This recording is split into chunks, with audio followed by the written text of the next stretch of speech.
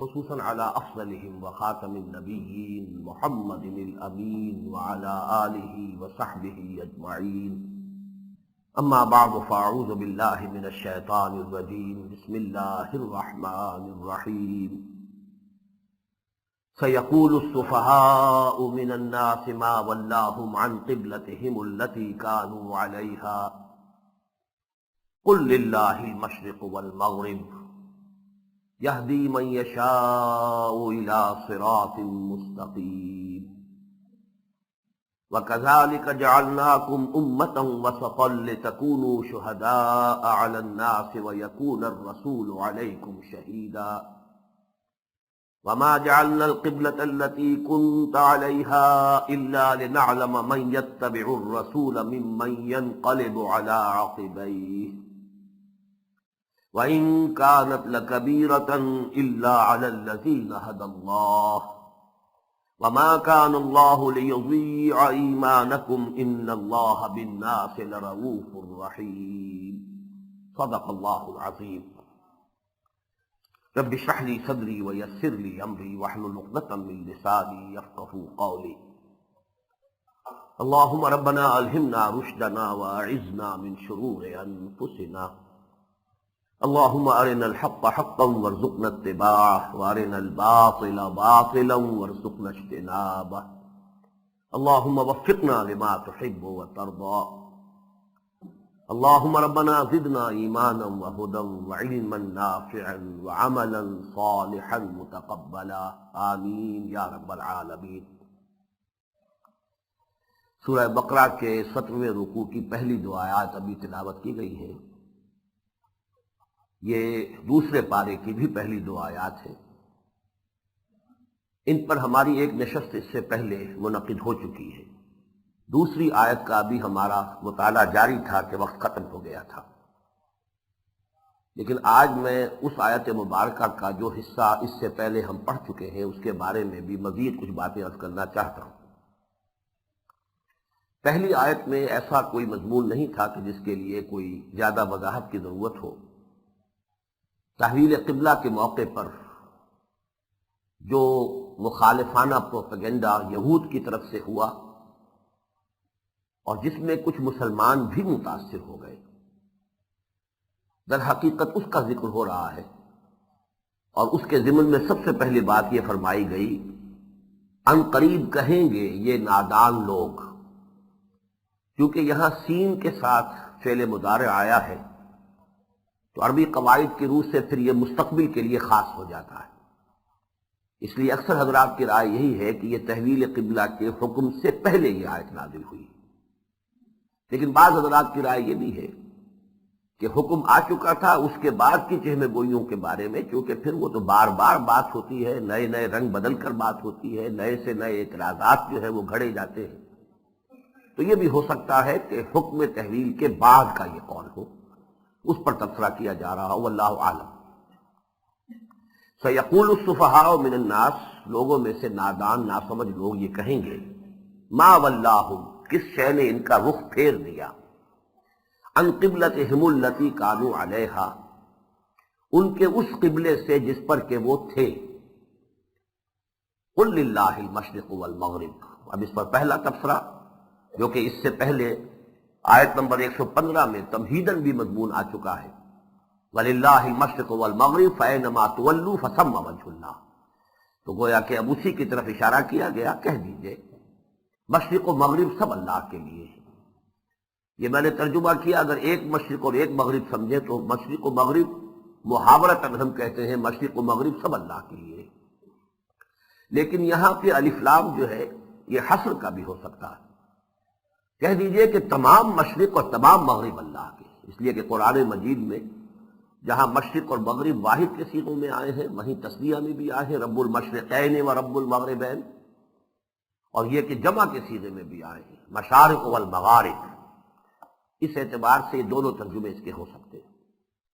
یہدی من یشاء الی صراط مستقیم، اللہ ہدایت دیتا ہے جس کو چاہتا ہے. اور یہاں بھی دو ترجمے عام طور پر ہوتے ہیں. من یشاء یہ اللہ کے لیے بھی ہو سکتا ہے، اللہ ہدایت دیتا ہے جس کو چاہتا ہے سیدھے راہ کی. اور من یشاء یہ ان کے لیے بھی ہو سکتا ہے کہ جو چاہتے ہیں حقیقت میں ہدایت، جو طالب ہوتے ہیں ہدایت کے، اللہ ان کو ہدایت دیتا ہے۔ یہ دونوں ہی اصل میں قرآن مجید کا یہ اعجاز ہے کہ ذو معنیین جو بھی آیات آتی ہیں ان میں وہ دونوں ہی معنی جو ہے وہ در حقیقت مراد ہوتے ہیں۔ اس پہلو سے ذو معنیین عبارت جو ہے وہ بھی در حقیقت قرآن مجید کی فصاحت و بلاغت پر دلالت کرنے والی ہے۔ اللہ جس کو چاہتا ہے ہدایت دیتا ہے، اور جو ہدایت چاہتا ہے اللہ اسے ضرور ہدایت دیتا ہے۔ یہ گویا کہ دونوں ترجمے اس کے ہو سکتے ہیں۔ وَكَذَلِكَ جَعَلْنَاكُمْ أُمَّةً وَسَطًا لِتَكُونُوا شُهَدَاءَ عَلَى النَّاسِ وَيَكُونَ الرَّسُولُ عَلَيْكُمْ شَهِيدًا، اور اسی طرح ہم نے بنایا ہے اے مسلمانوں تمہیں ایک بیچ کی امت وسط۔ یہاں پر آگے بڑھنے سے پہلے ایک تو کذالکہ کے بارے میں جو میں نے عرض کیا تھا اسے ذہن میں تازہ کر لیجئے۔ کذالکہ جو ہے اس کو چونکہ سیاق و سباق ہمارے سامنے موجود ہے تو فرمایا گیا تھا یہدی من یشاء، جس کو چاہتا ہے اللہ ہدایت دیتا ہے، یعنی یہ کہ اللہ تعالیٰ کی مشیت مطلق ہے۔ اصل شے اللہ کا فیصلہ ہے، اس کائنات کے اندر اس کی حکمت، اس کی مشیت، وہی حکمران۔ تو جیسے وہ جسے چاہتا ہے ہدایت دیتا ہے، جیسے دوسرے مقام پر آیا واللہ عالم حیث یجعل رسالتہ، جس کو چاہتا ہے رسالت سے سرفراز فرماتا ہے، ایسے ہی اس نے جسے چاہا آخری امت اور امت وسط کے طور پر منتخب کر لیا۔ یہ مفہوم کذالکہ کا جو ہے یہ اس اعتبار سے بھی مناسبت رکھتا ہے کہ اس آیت کا جو مثنیٰ ہے قرآن مجید میں، جیسا کہ میں نے بارہا عرض کیا ہے کہ اہم مضامین قرآن مجید میں دو مقامات پر ضرور آتے ہیں، اور ان دونوں مقامات پر جب وہ مضمون آتا ہے تو ایک تو یہ کہ ترتیب عکسی ہو جاتی ہے، ایک مقام پر ایک مضمون پہلے دوسرا بعد میں، تو دوسرے مقام پر دوسرا مضمون پہلے اور جو پہلا ہے وہ بعد میں، اور ایک یہ ہے کہ ایک دوسرے کے لیے وہ مفسر بن جاتی ہیں، وہ آیات ایک دوسرے کی تفسیر کرتی ہیں کہ ایک مضمون کسی جگہ پر اگر تشنا ہے تو دوسری جگہ وضاحت ہو گئی، ایک بات اپنی ایک جگہ پر جو ہے کچھ مبہم ہے تو دوسری جگہ مفصل ہو گئی اور واضح ہو گئی۔ اس معنی میں سورہ حج کی آخری آیت در حقیقت اس آیت مبارکہ کا مثنیٰ ہے، وہ ہمارے منتخب نصاب میں شامل ہے، لہذا یہاں جو بھی سامعین ہیں ان میں سے اکثر حضرات اس آیت سے واقف ہیں۔ وَجَاهِدُوا فِي اللَّهِ حَقَّ جِهَادِهِ هُوَ اجْتَبَاكُمْ، اس نے تمہیں چن لیا ہے۔ کس لیے چن لیا ہے؟ لِيَكُونَ الرَّسُولُ شَهِيدًا عَلَيْكُمْ وَتَكُونُوا شُهَدَاءَ عَلَى النَّاسِ، تاکہ رسول بن جائے گواہ تم پر یا تمہارے خلاف، اور تم بن جاؤ گواہ پوری نوع انسانی پر یا تمام نوع انسانی کے خلاف۔ یہ میں نے پہلے بھی بیان کیا تھا، آج دوبارہ پھر اس کے اوپر گفتگو ہوگی۔ لیکن یہاں دیکھیے کہ یہاں اس سورہ بقرہ کی آیت میں امت کا ذکر پہلے، رسول کا بعد میں، لِتَكُونُوا شُهَدَاءَ عَلَى النَّاسِ وَيَكُونَ الرَّسُولُ عَلَيْكُمْ شَهِيدًا، اور سورہ حج کی آیت میں رسولوں کا ذکر بعد میں ہے، رسول کا ذکر پہلے ہے اور امت کا بعد میں ہے۔ لِيَكُونَ الرَّسُولُ شَهِيدًا عَلَيْكُمْ وَتَكُونُوا شُهَدَاءَ عَلَى النَّاسِ۔ تو ایک تو یہ کہ عکسی ترتیب کی مثال سامنے آ گئی، اور دوسری بات جو میں جس کے لیے خاص طور پر حوالہ اس وقت دے رہا ہوں، هُوَ اجْتَبَاكُمْ، اللہ نے تمہیں چن لیا ہے۔ تو چناؤ کا جو عمل ہے اس میں اللہ کی مشیت مطلق ہے، جس کو چاہے چن لے، کوئی اس پر اعتراض نہیں کر سکتا، اور اس میں در حقیقت تعریض ہے بنی اسرائیل کے اس خیال پر کہ وہ یہ سمجھتے تھے گویا کہ یہ ہماری ابدی میراث ہے، اور سوچنے کے لیے یا یہ خیال کرنے کے لیے ان کے پاس بنیاد موجود تھی۔ 2000 برس سے نبوت و رسالت ان کے ہاں چلی آ رہی ہے، 1400 برس تک تو جیسا کہ میں نے بارہا کہا ہے نبوت کا تار ٹوٹا ہی نہیں۔ حضرت موسیٰ اور حضرت ہارون سے جو سلسلہ شروع ہوا ہے نبوت کا، حضرت عیسیٰ اور حضرت یحییٰ تک مسلسل ہے۔ کلما ہلاک نبی خلفہ نبی، جب بھی کسی نبی کا انتقال ہوتا تھا ایک نبی اس کا جانشین ہو جاتا تھا، یہ تار ٹوٹا ہی نہیں۔ تو اس سے ظاہر بات ہے کہ جب کسی ایک چیز پر تعامل جو ہے مسلسل بہت طویل عرصے تک جاری رہے تو پھر لوگ اس کو بات سمجھ میں آتی ہے کہ ٹیکن فار گرانٹڈ سمجھ لے کہ یہ تو ہے ہی ہماری شے، ہماری میراث ہے۔ تو اس کا در حقیقت جو ہے یہاں پر اس لفظ کے ذریعے سے ادارہ کیا جا رہا ہے کہ یہ اللہ کا اختیار مطلق ہے، اسی اختیار مطلق سے وہ جس کو چاہتا ہے ہدایت دیتا ہے، اسی اختیار مطلق سے وہ جس کو چاہتا ہے نبوت سے سرفراز فرماتا رہا ہے، اور اسی اختیار مطلق سے اس نے ایک نئی امت کا فیصلہ کیا ہے اور ایک نئی امت کو چن لیا ہے۔ مسلمانوں تمہیں چن لیا ہے اس آخری امت کے طور پر۔ تو کذالک کا ایک مفہوم یہ ہے، وَكَذَلِكَ جَعَلْنَاكُمْ أُمَّةً وَسَطًا لِتَكُونُوا شُهَدَاءَ عَلَى النَّاسِ۔ وسط کا لفظ جو ہے یہ بھی میں بیان کر چکا ہوں، ہم نے تمہیں بنا دیا ہے امت وسط۔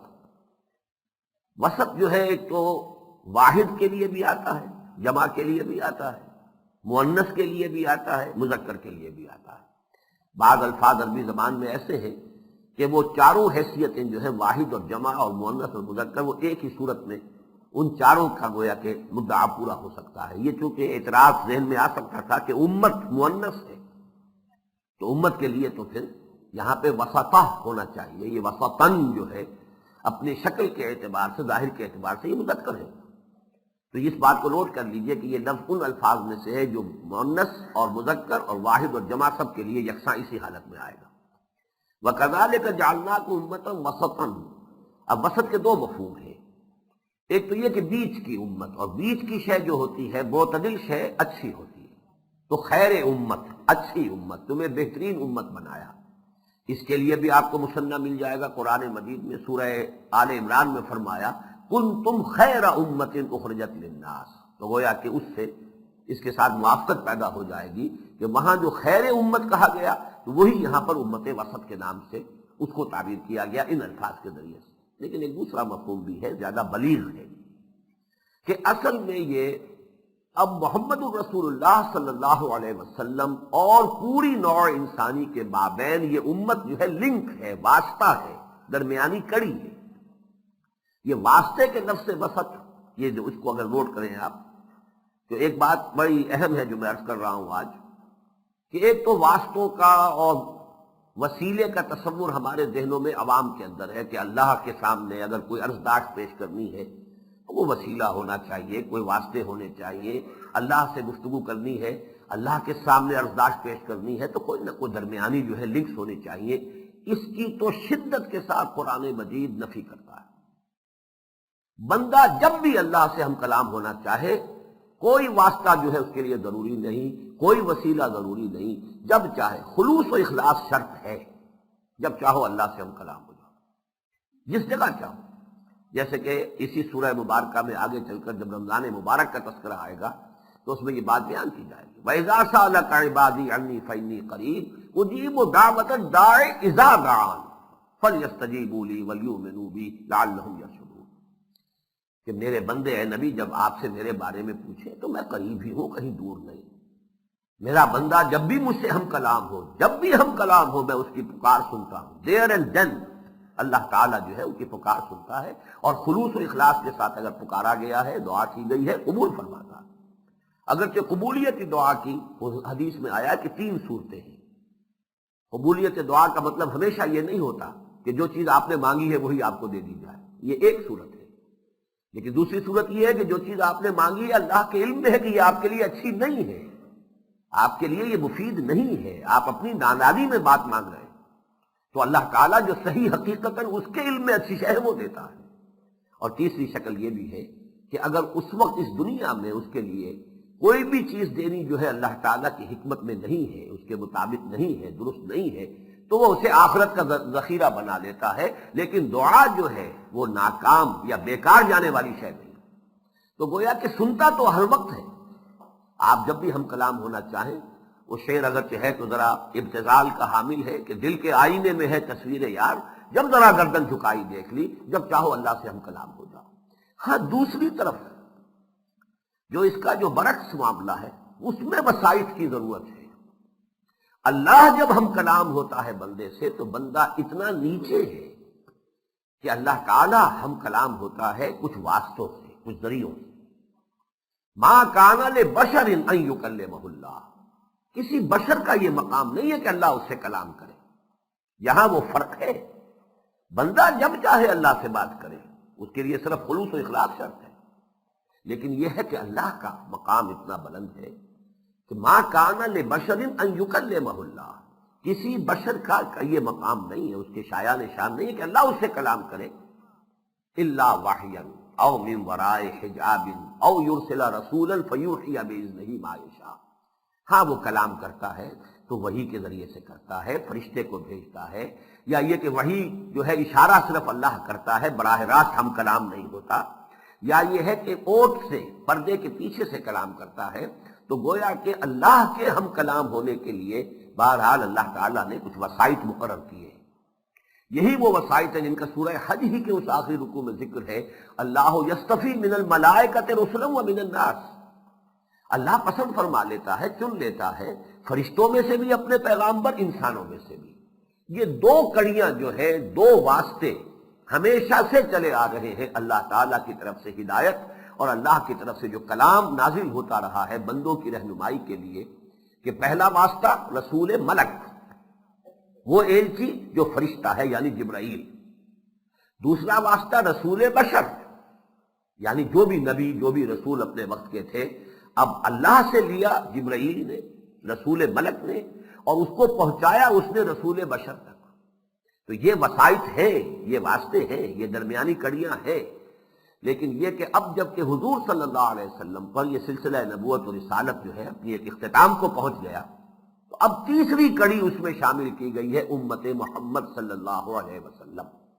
اس لیے وہاں پر کڑی کے طور پر، واسطے کے طور پر وَكَذَلِكَ جَعَلْنَاكُمْ أُمَّةً وَسَطًا، اب دیکھیں یہ بھی دو ذو معنیین لفظ ہو گیا۔ ایک تو یہ کہ چونکہ معتدل شے، درمیان کی شے وہی بہترین ہوتی ہے، اس اعتبار سے خیر امت، بہترین امت بنایا تمہیں، اور اس کے لیے دلیل مل گئی کہاں سے؟ سورہ آل عمران کی آیت سے، کنتم خیر امت اخرجت للناس تأمرون بالمعروف وتنہون عن المنکر وتؤمنون باللہ۔ دوسرا معاملہ یہ وسط، درمیان میں واسطہ، لنک، دو چیزوں کو جوڑنے والی کوئی شے، کوئی کڑی، وہ کڑی والی بات بھی آپ کو وہ سورہ حج کی ان آیات سے مل گئی کہ یہ دو کڑیاں تو ہمیشہ سے چلی آ رہی تھی وحی کی، رسول ملک، رسول بشر۔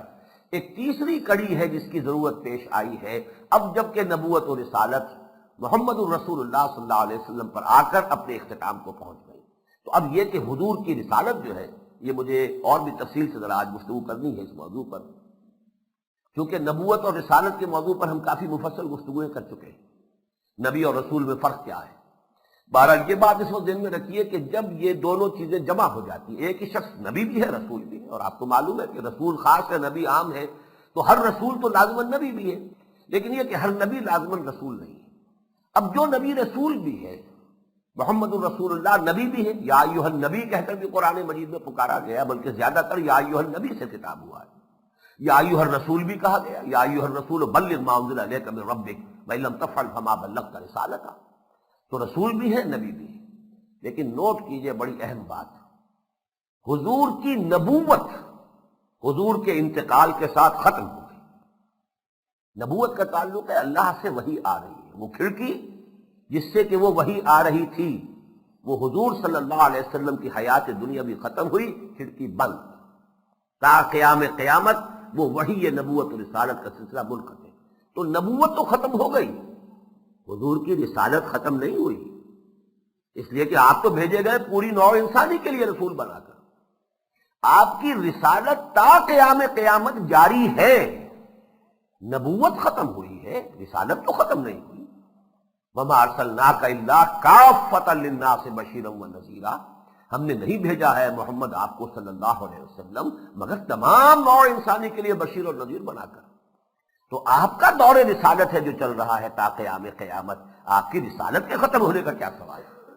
ہاں، آپ کی نبوت ختم ہو گئی، اور دیکھیے یہی ہے چوائس آف ورڈز، آخر اللہ کا کلام ہے، وہاں جو شے آئی ہے وہ غالب نے تو خیر اپنے بارے میں تعلی کے طور پر کہا ہے کہ زیر ہر لفظ غالب چیدام میں خانہ ہے۔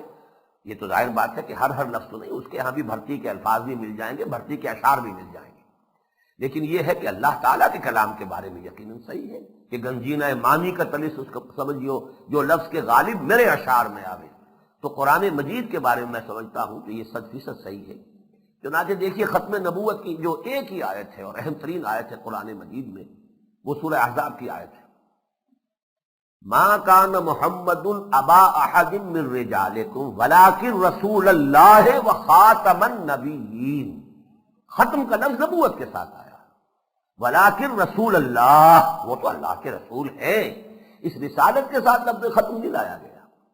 وخاتم النبیین، انبیاء کے خاتم ہیں، نبوت ختم ہو گئی لیکن رسالت محمدی صلی اللہ علیہ وسلم تا قیام قیامت جاری ہے۔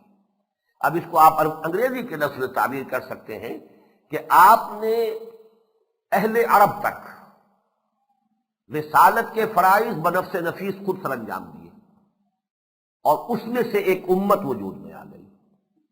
اب آپ کا یہ فریضہ رسالت پوری نوع انسانی کی طرف جو ہے وہ بائی پراکسی پورا ہوگا۔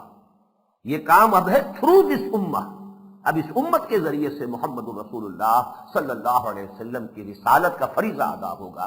امت کے ذمے ہے یہ کام کہ اب تا قیام قیامت یہ اللہ کے اس پیغام کو، جو کہ وحی کی تکمیل کے بعد اب وہ پیغام ہدایت اپنی کامل شکل میں، الیوم اکملت لکم دینکم واتممت علیکم نعمتی ورضیت لکم الاسلام دینا، تو اب وحی کی ضرورت نہیں ہے، وہ تو تکمیل پا چکی، ہدایت مکمل ہو چکی، دین کی تکمیل ہو گئی، نور کا اتمام ہو گیا، اب صرف اس کا ابلاغ ہے، اس کو پہنچانا ہے، اور وہ ہے اصل میں فریضہ رسالت، پہنچانا، پیغام بری، پیغام جو ہے اس کو پہنچا دینا۔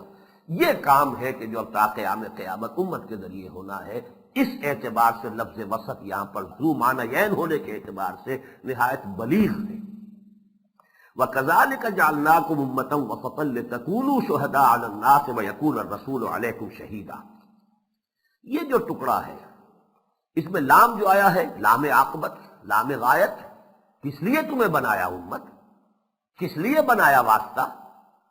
لِتَكُونُوا شُهَدَاءَ عَلَى النَّاسِ، تاکہ تم بن جاؤ گواہ لوگوں پر یا لوگوں کے خلاف، وَيَكُونَ الرَّسُولُ عَلَيْكُمْ شَهِيدًا، اور رسول ہو جائیں گواہ تم پر یا تمہارے خلاف۔ یہ ٹکڑا جو ہے قرآن مجید کے اہم ترین مضامین میں سے ہے، لیکن کچھ اس کو میں بدقسمتی سے تعبیر کر رہا ہوں کہ بعض احادیث کا ایک مضمون خاص مفہوم جو ہے وہ حجاب بن گیا ہے اس آیت کے اصل مفہوم کے راستے میں، اور اس کا اصل مفہوم لوگوں کے سامنے نہیں آتا، اس لیے کہ چونکہ حدیث جو ہے بظاہر الفاظ اس کی ایک وضاحت کر رہی ہے، اس کی تفسیر کر رہی ہے، تو ظاہر بات ہے کہ جس شخص کو کسی قرآن مجید کی کسی آیت کی تفسیر حدیث نبوی قول رسول سے ملے، اب اس کے بعد مزید غور و فکر کی حاجت کیا ہے؟ بات بڑی معقول ہے، بڑی منطقی ہے کہ ایک بات نبی اکرم صلی اللہ علیہ وسلم نے اگر فرما دی ہے تو اب اس کے اوپر مزید غور و فکر کرنا، مزید اس کی چھان بین کرنا، مزید اس کے بارے میں تدبر جو ہے، اپنی قوت و صلاحیت تدبر جو ہے اس کو استمروا کار لانے کوئی حاجت نہیں۔ حالانکہ اگر اسی بات کو ذہن میں رکھیے جو میں نے آج 2 مرتبہ دہرائی ہے کہ ذو معنیین الفاظ بھی ہیں، ذو معنیین آیات بھی قرآن مجید میں موجود ہیں، تو ہو سکتا ہے کہ ایک پہلو، ایک معنی اس آیت کا اس حدیث کی روح سے واضح ہو گیا ہو، لیکن کوئی اور بھی اس کے اندر جو گنجینہ معنی کا طلسم اس کو سمجھیو، جیسے کہ حضور نے فرمایا صلی اللہ علیہ وسلم لا تنقضی عجائبہ، اس قرآن کے عجائب کبھی ختم نہیں ہوں گے، غور کرنے والے غور کرتے رہیں گے، تدبر کرنے والے تدبر کرتے رہیں گے، اور ان آیات مبارکہ میں سے نئے نئے معنی، نئی نئی حکمتیں برآمد ہوتی رہیں گی۔ اب اگر یہ بات آخری ہو جاتی تو پھر تو ظاہر بات ہے کہ حضور کا یہ قول جو ہے پھر وہ بے محل معلوم ہوگا کہ لا تنقضی عجائبہ، اگر اسلاف نے جو کچھ سمجھا یا حضور صلی اللہ علیہ وسلم نے کسی آیت کا کوئی مفہوم اگر بیان کیا، اب اس کے بعد اس کے علاوہ کوئی اور مفہوم نہ، وہ مفہوم اپنی جگہ پر قائم رہے گا، رہتے ہوئے اگر اس کے اندر حکمت اور معرفت اور ہدایت کا کوئی اور پہلو نکلتا ہو تو وہ قابل لحاظ ہے، قابل توجہ ہے۔ اس گواہی کو اس حدیث یا ان احادیث کی روشنی میں صرف آخرت سے متعلق مانا گیا۔ حدیث کے الفاظ یہ ہے، اور میں وہ بعد میں وہ پورا متن بھی آپ کو سناؤں گا، میں اس وقت ان کا جو لب لباب اور خلاصہ ہے وہ بیان کر رہا ہوں کہ قیامت میں جب محاسبہ ہوگا تو جن امتوں کی طرف رسول بھیجے گئے، مثلا حضرت نوح کا تذکرہ ہے خاص طور پر، جب وہ محاسبہ اخروی کا وقت آئے گا تو وہ جو امت تھی اور جو رسول ہیں وہ آمنے سامنے کنفرنٹ کریں گے ایک دوسرے کو۔ پہلے اللہ تعالیٰ رسول سے پوچھے گا ہمارا جو پیغام تم تک پہنچا تھا تم نے پہنچا دیا تھا اپنی قوم کو؟ وہ رسول جو ہے وہ عرض کریں گے بارگاہ خدا بندی میں، ہاں پروردگار میں نے اپنا پیغام پہنچا دیا۔ اب قوم سے سوال ہوگا کہ کیا واقعی انہوں نے تمہیں پیغام پہنچا دیا تھا؟ اور وہ چپٹا انکار کرے گی قوم کے نہیں، ہمارے پاس کوئی خبردار کرنے والا نہیں۔ پھر اللہ تعالیٰ فرمائے گا رسول سے تمہارا کوئی گواہ ہے؟ تب وہ رسول کہیں گے کہ ہاں گواہ ہے امت محمد اور محمد صلی اللہ علیہ وسلم۔ اس پر وہ قوم اعتراض کرے گی کہ یہ امت محمد اور محمد تو ہمارے سے بہت بعد میں آئے ہیں، یہ کیسے گواہ بن سکتے؟ تو یہ امت کہے گی کہ ہمیں یہ ساری خبریں دی ہیں محمد رسول اللہ صلی اللہ علیہ وسلم نے، قرآن کے ذریعے سے ہمیں معلوم ہوئی، اور ہم پورا یقین رکھتے ہیں کہ محمد صلی اللہ علیہ وسلم نے جو کچھ ہمیں پہنچایا، جیسے کہ قرات کے بعد ہم کہتے ہیں صدق اللہ و صدق رسولہ، تو وہ بات ہم تک پہنچی ہے، ہم اس کے بنا پر گواہی دے رہے ہیں۔ اب یہ مضمون ہے اس حدیث کا، اور اس کا کیونکہ اس آیت کے ساتھ اس کا ربط ہے، لہذا اب اس آیت کو پڑھتے ہوئے ہمیشہ وہی مضمون ذہن میں آ جاتا ہے۔ اس کا نتیجہ کیا نکلتا ہے وہ یہ ہے، اور بلکہ ہمارے سلف کے تقریباً تمام مفسرین نے یہی مفہوم بیان کیا۔ نتیجہ کیا نکلا کہ اس سے امت کا ایک مقام شرف، امت کی برگزیدگی، امت کی فضیلت تو ثابت ہو گئی۔ اس کا نتیجہ کیا نکلا کہ بعض جو ہمارے پاس پہلے ہی کچھ ایسے خیالات موجود تھے، اور تمام قوموں میں رہے ہیں، تمام امتوں میں رہے، ہم تو بخشے بخشائے ہیں، جیسا کہ کسی بھی رسول کے ساتھ تعلق ہونا یہی وہ چیز تھی کہ جس نے بنی اسرائیل کو خراب کیا، کہ ہم تو ابراہیم کی نسل سے ہیں، ابراہیم کی اولاد ہے، اتنے بڑے بڑے رسولوں کی امتی ہے، تو کیسے ہم سے کوئی حساب کتاب نہیں ہوگا، یہ حساب کتاب دوسروں کے لیے۔ تو اگر امت کا جو مقام شرف ہے، اس کی جو خصوصی فضیلت ہے، اسی کو اور بیان کر دیا جائے تو اور اطمینان، ری ایشورنس جس کو آپ انگریزی میں کہتے ہیں، پھر تو بڑا اطمینان ہو گیا کہ ہمارا تو بڑا اونچا مقام ہے، اللہ تعالیٰ کی عدالت میں تو کھڑے ہو کر ہماری گواہی پر فیصلے ہوں گے، رسولوں کے حق میں ہم سے گواہی دلوائی جائے گی۔ لیکن اس کا ایک دوسرا مفہوم جو ہے، جو میں پچھلے درس میں بیان کر چکا ہوں، کہ اصل میں تو یہ امت کے فرض منصبی کو بیان کر رہی ہے کہ جیسے رسول نے تم تک ابلاغ اور تبلیغ کا حق ادا کیا ہے، ایسے ہی تمہارے ذمے ہے کہ پوری نوع انسانی تک دین کی تبلیغ اور ابلاغ کا حق ادا کرو۔ جیسے رسول نے تم پر اتمام حجت کر دیا ہے صلی اللہ علیہ وسلم، ایسے ہی تمہاری ذمہ داری ہے کہ پوری نوع انسانی پر اتمام حجت کرو۔ ظاہر بات ہے کہ رسول کو اس ابلاغ و تبلیغ کا حق ادا کرنے میں اور حجت قائم کرنے میں کیسی کیسی مشقتیں جھیلنی پڑی، کیسی کیسی تکالیف اور مصائب جو ہے برداشت کرنے پڑے، کیسی کیسی وادیوں میں سے آپ کو اور آپ کے ساتھیوں کو گزرنا پڑا ہے، جسے ہم کہتے ہیں کہ خاک، آگ اور خون کے دریا جو ہے عبور کیے۔ کون سی مصیبت، کون سی مشقت نہیں آئی ہے، اس لیے کہ اس فرض منصبی کو ادا کرنا یہ کوئی پھولوں کی سیج تو نہیں ہے، تو کانٹوں بھرا بستر ہے۔ فضیلت اگر حاصل ہوتی ہے تو اس بنیاد پر حاصل ہوتی ہے۔ اگر فضیلت ہی کا احساس آپ مزید جو ہے لوگوں کے اندر پیدا کر دیں اور ذمہ داری کا احساس پیدا نہ ہو، تو واقعہ یہ ہے کہ اس کا جو نیٹ رزلٹ نکلے گا دونوں چیزوں کا، وہ عمل سے، وہ جیسے کہ اقبال کا شعر ہے کہ عمل سے فارغ ہوا مسلمان بنا کے تقدیر کا بہانہ، تو عمل سے تو فارغ پہلے ہی ہے، اور مزید جو ہے مہر تصدیق ثبت ہو جائے گی کہ بس ہمارے لیے عمل کی اور محنت کی اور سارے کھکھیڑ مول لینے کی ضرورت کیا ہے۔ ہم تو اس منصب پر فائز کر دیے گئے، نحن ابناء اللہ واحباؤہ، ہم تو اللہ تعالیٰ کے بڑے چہیتے ہیں، اس کے اولاد کے مانند ہیں، لہذا یہ کہ ہمارا یہ ذاتی شرف ہے، یہی کافی ہے ہماری نجات کے لیے۔ لن تمسنا النار الا ایاما معدودہ، ہمیں تو آگ اگر چھوئے گی بھی زبردستی صرف لوگوں کی آنکھوں میں دھول جھونکنے کے لیے اور ان کی زبانیں بند کرانے کے لیے، اگر اللہ ہمیں جہنم میں ڈالے گا بھی تو گنتی کے چند دن پھر ہمیں نکال لیا جائے گا۔ یہ سارا وہ جو ظلم باطل ہے، اس کو در حقیقت اس سے مزید تقویت حاصل ہوتی ہے۔ اس حوالے سے اب میں آپ سے عرض کر رہا ہوں کہ وہ بات ذہن میں رکھیے، اور اس کا جو دوسرا جو صحیح مفہوم ہے جو اس دور میں آ کر کھلا ہے اور واضح ہوا ہے، اس کو بھی میں چاہتا ہوں کہ آج حق بحقدار نصیب اس کا تذکرہ کر دوں، میرے علم کی حد تک، اس لیے کہ میرا مطالعہ بہت محدود ہے۔ ساری تفاسیر جو کانٹمپریری ہے، جو آج کے دور میں لکھی گئی ہے، ساری تفاسیر کا احاطہ تو میں نہیں کرتا، اور یہ کہ جو قدیم تفاسیر ہیں ان سب کا احاطہ تو شاید کسی انسان کے لیے ممکن ہی نہیں، یہ تو اتنا وسیع خزانہ ہے کہ سب کا احاطہ کون کرے گا۔ تو میں اسی لیے کوالیفائی کر رہا ہوں اپنے سٹیٹمنٹ کو کہ میرے مطالعے میں پہلی مرتبہ یہ خیال فراہی مکتب فکر نے پیش کیا ہے، وہ خیال جو میں نے پچھلی مرتبہ بیان کیا تھا، اور آج دوبارہ اس کا میں اعادہ کروں گا، اس لیے کہ اس کی اہمیت بہت ہے، اور میں محسوس کرتا ہوں کہ پچھلی مرتبہ کچھ میری طبیعت کی کیفیت ایسی تھی کہ میں اس کا صحیح حق ادا نہیں کر پایا ہوں، اس لیے میں چاہتا ہوں کہ وہ بات بالکل مبرہن ہو جائے، واضح ہو جائے۔ اس حوالے سے میں عرض کر رہا ہوں کہ یہ خیال سب سے پہلے مولانا فراہی کا جو مکتب فکر ہے اس کے ذریعے سامنے آیا، پھر ان کے شاگرد، اہم شاگرد بلکہ شاگرد رشید مولانا اصلاحی کے ذریعے سے یہ مولانا مودودی تک پہنچا۔ اس لیے ابھی میں حوالہ دوں گا کہ کس طریقے سے پہنچا، جب مولانا اصلاحی بھی جماعت اسلامی میں آ کے شریک ہوئے مولانا مودودی کے ساتھ، تو وہ جو مکتب فراہی تھا، فراہی مکتب فکر، اس کا جو بھی علمی اثاثہ تھا وہ آ کے شامل ہوا ہے۔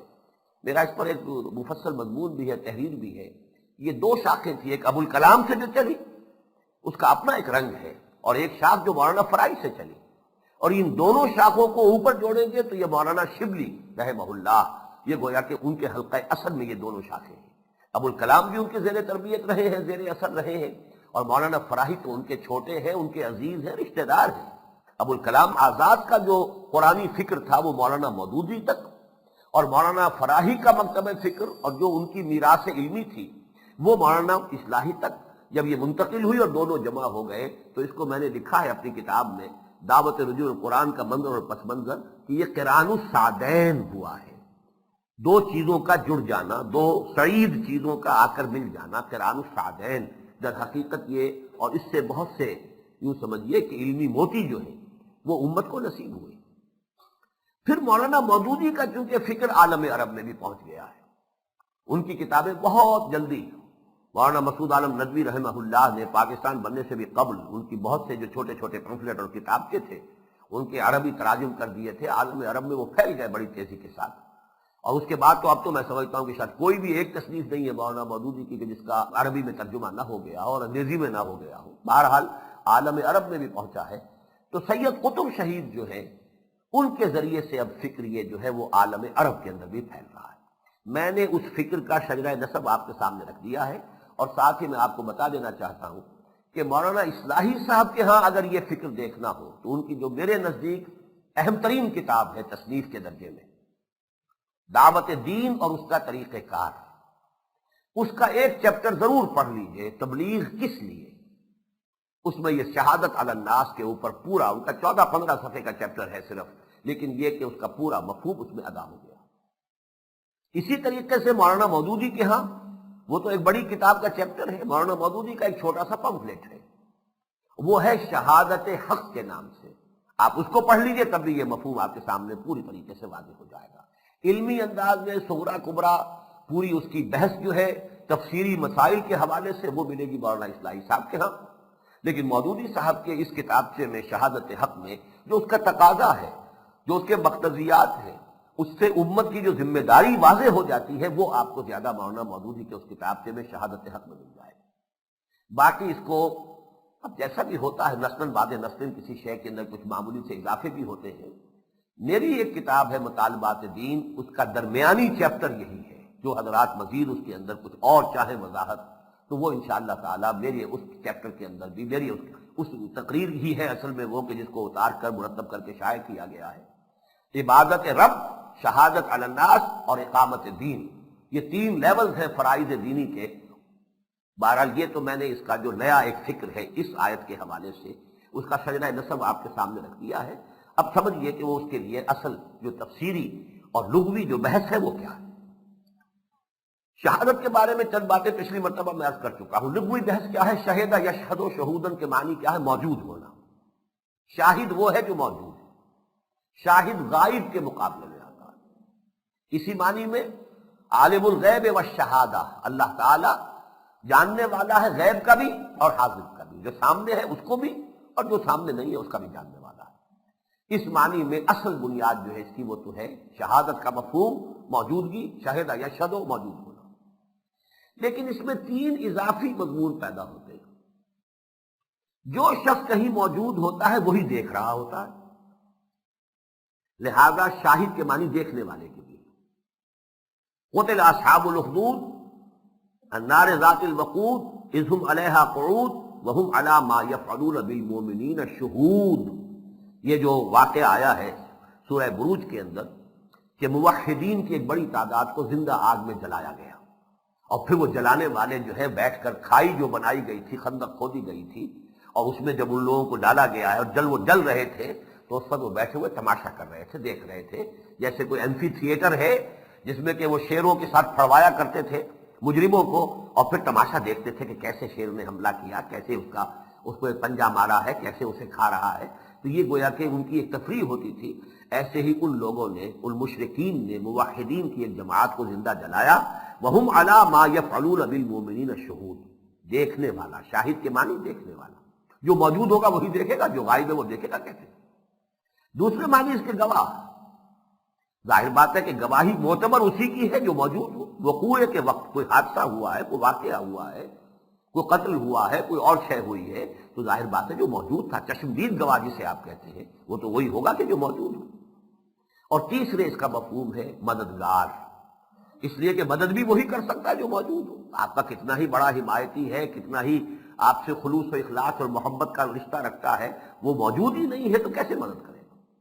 اس معنی میں وَادْعُوا شُهَدَاءَكُم مِّن دُونِ اللَّهِ إِن كُنتُمْ صَادِقِينَ، یہ ہم پڑھ چکے ہیں اسی سورہ مبارکہ سورہ بقرہ کے تیسرے رکوع میں آیا.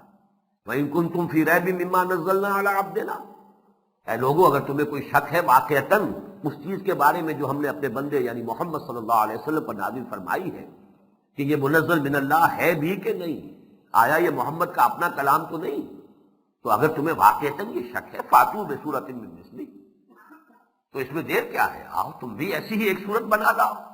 تمہارے ہاں بڑے بڑے ادیب ہیں، بڑے خطباء ہیں، بڑے شعراء ہیں، اور تم تو سمجھتے ہو کہ فصاحت و بلاغت تم پر ختم ہے، باقی پوری دنیا تو عجمی ہے، گونگی ہے. اصل میں تو لطف اور گویائی اور کلام تو اللہ نے ہمیں دے رکھا ہے، تو آؤ مقابلہ کر لو. وَادْعُوا شُهَدَاءَكُم مِّن دُونِ اللَّهِ، ایک اللہ کو چھوڑ کر باقی سارے اپنے مددگار کو جمع کر لو. جن بلا لو، اس لیے کہ ان کے ہاں کاہن بھی ہوتے تھے، ان کے جنوں کے ساتھ مراسم تھے، ان کے تعلقات تھے، ان سے خبریں حاصل کرتے تھے. انسانوں کو، جنوں کو، جس کو بلا سکتے ہو جمع کر لو، سب مل کر کوشش کر کے اس جیسی ایک صورت بنا لو. یہاں شہداء کے معنی جو ہے کیا معنی ہے؟ مددگار. اور اسی معنی میں یہ لفظ آیا ہے سورہ فتح کی لاسٹ بٹ 1 آیت میں، هو الذی ارسل رسولہ بالہدی ودین الحق لیظہرہ علی الدین کلہ وکفی باللہ شہیدا. اللہ کافی ہے بطور مددگار. اس نے اپنے رسول کو بھیجا ہے صلی اللہ علیہ وسلم اسی لیے کہ یہ جو دین دے کر بھیجا ہے اس کو وہ غالب کرے. اور اللہ کافی ہے، کوئی مدد کرے نہ کرے اللہ تعالیٰ اس کی مدد کرے گا. اللہ کافی ہے بہت بطور مددگار.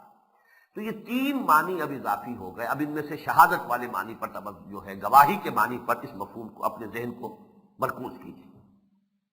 یہاں ایک اضافی نقطہ آپ کو نوٹ کرنا پڑے گا. گواہی جو ہے اس کے ہمیشہ 2 پہلو ہوتے ہیں. گواہی کسی کے حق میں ہوتی ہے، کسی کے خلاف. اب آپ کسی مقدمے میں پیش ہو رہے ہیں گواہ کے طور پر، تو یا مدعی کے حق میں اور مدعا علیہ کے خلاف گواہی جائے گی، یا یہ دوسری طرف سے ہے تو مدعا علیہ جو ہے اس کے حق میں اور مدعی کے خلاف جائے گی. لہذا لام اور علا یہ 2 صلے اس کے ساتھ آئیں گے. لام کا صلہ آئے گا کسی کے حق میں ہونا، علا کا صلہ آئے گا کسی کے مخالف ہونا. اس کے لیے ایک مثال تو حدیث نبوی جو بڑی چھوٹی سی ہے اور بڑی لیکن بہت مؤثر حدیث ہے، القرآن حجت لک او علیک. قرآن یا تمہارے حق میں حجت ہے یا تمہارے خلاف حجت ہے. اب دیکھیے صرف یہ لام اور علا نے یہ مفہوم پیدا کر دیا، حق میں یا خلاف. القرآن حجت لک، اگر اس پر ایمان رکھو گے، اس کو اپنا امام بناؤ گے، یہ دلیل راہ ہے، اور اللہ کے ہاں بھی یہ تمہارے لیے تمہارے حق میں گواہی دے گا. اور اگر تم نے اس کو مانا نہیں، اس کو رد کر دیا، یا مانا تو صحیح پر عمل نہیں کیا، تو یہ قرآن تمہارے خلاف استغاثہ لے کر کھڑا ہوگا اللہ کی عدالت میں. القرآن حجت لک او علیک، یہ قرآن یا تمہارے حق میں حجت ہے یا تمہارے خلاف حجت ہے. اسی طرح یہی جو سلسلہ ہے تحویل قبلہ کا مضمون جو آگے چلے گا، تو 18ویں رکوع میں الفاظ آئے ہیں لئلا یکون للناس علیکم حجت الا الذین ظلموا منکم، تاکہ اللہ تعالیٰ نے یہ فیصلہ کیا، یہ تو اس کی تفصیل تو وہیں پڑھیں گے. اللہ نے یہ فیصلہ کیا ہے تاکہ لوگوں کے پاس، لوگوں کے حق میں اے مسلمانوں تمہارے خلاف کوئی حجت نہ رہے، کوئی شے تمہارے خلاف وہ حجت کے طور پر استعمال نہ کر سکے. لئلا یکون للناس، لوگوں کے حق میں، تمہارے مخالفین کے حق میں، علیکم تمہارے خلاف کوئی حجت، کوئی دلیل باقی نہ رہے. اور اسی معنی میں یہ لفظ آیا ہے سورہ نساء کی آیت نمبر 165 میں، رسلا مبشرین ومنذرین لئلا یکون للناس علی اللہ حجت بعد الرسل وکان اللہ عزیزا حکیما. اس سے پہلے جو ہے بہت سے رسولوں کا تذکرہ ہے. حضرت ہم نے وحی کی، انا اوحینا الی نوح، ہم نے نوح کی طرف وحی کی، پھر ان کے بعد بہت سے رسولوں کے پاس وحی بھیجی، ابراہیم کو وحی بھیجی اور اسماعیل کو، کافی بڑا گلدستہ جو ہے اللہ تعالیٰ کے نبیوں اور رسولوں کا وہاں آیا۔ اس کے بعد فرمایا کہ ہم نے یہ کیوں رسول بھیجے؟ رسولن، ہم نے بھیجے یہ رسول بہت سے، انا ارسلنا رسولن مبشرین و منذرین، یہ حال ہے، بشارت دینے والے بنا کر اور خبردار کرنے والے بنا کر، لئلا یکون، تاکہ نہ رہے، للناس، لوگوں کے حق میں، علی اللہ، اللہ کے خلاف، اور یہاں کا اللہ کے خلاف سے مراد کیا ہے؟ اللہ کے محاسبے کے خلاف، حجت بعد الرسل، رسولوں کے آنے کے بعد کوئی حجت نہ رہے ان لوگوں کے حق میں اللہ کے خلاف۔ یعنی اللہ تعالیٰ جب محاسبہ کرنے لگے تو لوگ یہ نہ کہہ سکیں کہ اللہ ہمیں تو معلوم نہیں تھا، ہمیں سیدھی راہ دکھائی نہیں گئی، ہمیں کیا پتا کہ شراب حرام تھی، ہم تو پیتے رہے، ہمیں کسی نے بتایا نہیں کہ شراب حرام ہے، ہمیں معلوم ہی نہیں تھا کہ خنزیر حرام ہے، ہمیں بتایا ہی نہیں گیا کہ خنزیر حرام ہے۔ لیکن یہ کہ اگر بات پہنچا دی گئی ہے تو اب حجت ختم ہو گئی، عذر ختم ہو گیا۔ اس کے لیے لفظ نوٹ کر لیجئے، اتمام حجت۔ یہ اتمام کا لفظ کیوں آیا ہے حجت کا، اب اس کے لیے اتنی تفصیل میں نہیں جا سکتا، لیکن یہ ہے کہ میری ایک کتاب کہہ سکتا ہوں اسے، کتاب سے ذرا بڑی شے ہے۔ نبی اکرم صلی اللہ علیہ وسلم کا مقصد بعثت، اس کا جو پہلا چیپٹر ہے، نبوت و رسالت کا بنیادی مقصد کیا ہے؟ اتمام حجت۔ حجت کیا؟ اتمام ہوتا ہے رسولوں کے ذریعے سے، نبیوں کے ذریعے سے۔ بنیادی حجت تو انسان کے خلاف وہ چیزیں جو اللہ نے ہر انسان کو دے کر بھیجا ہے، اسے عقل دے کر بھیجا ہے، سمع اور بصر دے کر بھیجا ہے، نیکی اور بدی میں امتیاز کی صلاحیت دے کر بھیجا ہے، اس میں اپنی روح پھونک کر بھیجا ہے، اس روح کے اندر اس کی معرفت بھی ہے، اس کی محبت بھی ہے۔ یہ ساری چیزیں بنیادی حجت ہیں انسان کے محاسبے کے لیے۔ لیکن اتمام حجت ہو جاتا ہے نبی اور رسول کے ذریعے سے کہ دودھ کا دودھ پانی کا پانا بالکل جدا کر دیا، اس نے حق و باطل کو مبرہن کر دیا، فرقان بن کر قرآن اتر آیا، اب سب کچھ بات واضح کر دی گئی، اور نبی نے، رسول نے اپنی تمام تر مسائل سے حق کا حق ہونا ثابت کر دیا اور واضح کر دیا، باطل کا باطل ہونا ثابت کر دیا اور واضح کر دیا۔ جب یہ ہو گیا تو اب حجت جو ہے اتمام کو پہنچ گئی، اب کوئی عذر باقی نہیں، جس کو آپ کہتے ہیں plead ignorance. You can plead ignorance, کیسے کرو گے؟ اب تو بات تمہارے سامنے آ گئی۔ لیکن ابھی میں اس آیت کا حوالہ دے رہا تھا صرف وہ لام اور علا کے لیے، لِأَلَّا يَكُونَ لِلنَّاسِ، لوگوں کے حق میں، علی اللہ، اللہ کے خلاف، یعنی اللہ کے محاسبے کے خلاف۔ اللہ کے خلاف تو کیا حجت ہوگی؟ بعد اللہ کی طرف سے جو محاسبہ ہوگا اس کے خلاف عذر اور حجت باقی نہ رہے بعد الرسول، رسولوں کے آنے کے بعد۔ وَكَانَ اللَّهُ عَزِيزًا حَكِيمًا، اور اللہ تعالیٰ تو عزیز ہے، زبردست ہے، کمال حکمت والا ہے، زبردست ہے، جیسے چاہے محاسبہ کرے، کون اسے روک ٹوک کر سکتا ہے؟ زبردست ہے، لیکن وہ حکیم بھی ہے، اس نے اپنے محاسبے کو ایسے الٹ اپ نہیں رکھا ہے، وہ اپنی دھوس پر نہیں رکھا ہے، حکیم ہے، اس کا حکیمانہ نظام بنایا ہے، اس نے جو کچھ انسان کو دے کر بھیجا ہے، بنیادی حجت اس پر اس کے ذریعے سے قائم کی ہے، پھر اپنے نبیوں اور رسولوں کے ذریعے سے اتمام حجت کر دیا ہے، محاسبہ اس پر کر رہا ہے۔ اس حوالے سے اگرچہ وہ عزیز ہے لیکن صرف عزیز نہیں ہے، حکیم بھی ہے۔ وَقَانَ اللَّهُ عَزِيزًا حَكِيمًا، یہ آیت بہت اہم ہے، سورہ نساء کی یہ آیت نمبر 165 چھٹے پارے کے آغاز میں آپ کو ملے گی۔ بعثت انبیاء اور رسل کے لیے بنیادی ہے فلسفے کی یہ آیت، اس کی حکمت اور غرض و غایت کیا ہے، کیوں اللہ نے رسول بھیجے؟ رسلا مبشرین و منذرین لئلا یکون للناس علی اللہ حجت بعد الرسل۔ اب نوٹ کر لیجئے، ابھی ہم لغوی بحث کر رہے ہیں، یہ تو سارے استشہادات ہیں اس لغوی بحث کے لیے۔ شہد یشہد، موجود ہونا، اس سے 3 اضافی مفہوم پیدا ہوئے، دیکھنا، مدد کرنا اور گواہی دینا۔ گواہی میں لازماً یا لام ہوگا یا علا ہوگا، یا گواہی کسی کے حق میں ہے یا گواہی کسی کے خلاف ہے۔ اب لام کے حوالے سے قرآن مجید میں 2 جگہ آیا ہے، یا ایھا الذین آمنوا کونوا قوامین بالقسط شہداء للہ، لام کے ساتھ۔ یہ ہے آیت نمبر 135 سورہ نساء۔ اے اہل ایمان، پوری قوت کے ساتھ عدل و انصاف کو قائم کرنے والے بن کر کھڑے ہو جاؤ اور اللہ کے حق میں گواہ بن کر کھڑے ہو جاؤ۔ اللہ کے حق میں گواہی دو، اللہ کی توحید کی گواہی دو، اللہ کے دین کی گواہی دو، اللہ کی کتاب کی حقانیت کی گواہی دو۔ یہ گواہی اپنے قول سے بھی دو، اشہد ان لا الہ الا اللہ واشہد ان محمد رسول اللہ، یہ قولی گواہی ہو رہی ہے۔ پھر تمہارا عمل گواہی دے، تم واقعتاً اللہ کے بندے بنو، تاکہ تمہارا ایک ایک عمل جو ہے گواہی دے رہا ہو کہ یہ اللہ کو اپنا مالک اور آقا مانتا ہے، اپنا الہ اور مطاع تسلیم کرتا ہے۔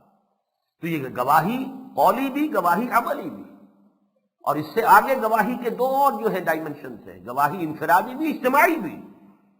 جب آپ اللہ کے دین پر عمل کر رہے خود ایک فرد کی حیثیت سے، تو آپ نے اپنے عمل کے ذریعے سے اللہ کے حق میں گواہی دی، اور جب تک کہ ایک پوری نظام اجتماعی کو دین کے مطابق قائم کر کے دنیا کو نہیں دکھا دیتے، وہ اجتماعی گواہی تو ہے ہی نہیں۔ تم کہتے ہو اللہ کا دین سب سے اچھا نظام حیات ہے، کہاں اس کے لیے ثبوت دو بھائی، کہیں اس کا نمونہ پیش کرو، اس نظام کو قائم کر کے دکھاؤ۔ Maybe it's a utopia only, ہو سکتا ہے یہ صرف ایک خیالی جنت ہو، ناقابل عمل شے ہو۔ تم نے بہت اچھے جو ہے زمین و آسمان کے کلابے ملا دیے کہ دین کا نظام ایسا ہے، اس کی معاشرت ایسی، اس کی معیشت اتنی عمدہ، یہ عادلانہ ہے، اس میں ریپریشن نہیں ہے، اس میں ایکسپلائٹیشن نہیں ہے، اس میں ڈسکریمنیشن نہیں ہے۔ خوب ہے، تم نے اچھی تصنیف کر دی ہے، اچھی تقریر کی ہے، زور خطابت دکھا دیا ہے، کوئی عالم واقعہ میں نمونہ بھی تو دکھاؤ نا۔ تو گواہی جائے، یوں سمجھیے کہ پورے دین کا لفظ اس میں آ گیا، پورے دین کی معلومات، پورے دین کی تعلیمات جمع ہو گئے ایک لفظ گواہی کے اندر۔ یا ایھا الذین آمنوا کونوا قوامین بالقسط، وہ نظام عدل و قسط قائم کرو تاکہ تم اللہ کے گواہ بن سکو، شہداء للہ، تاکہ تم اللہ کے حق میں گواہی دو۔ جس کو اقبال نے یہ انداز اختیار کیا ہے، دے تو بھی محمد کی صداقت کی گواہی۔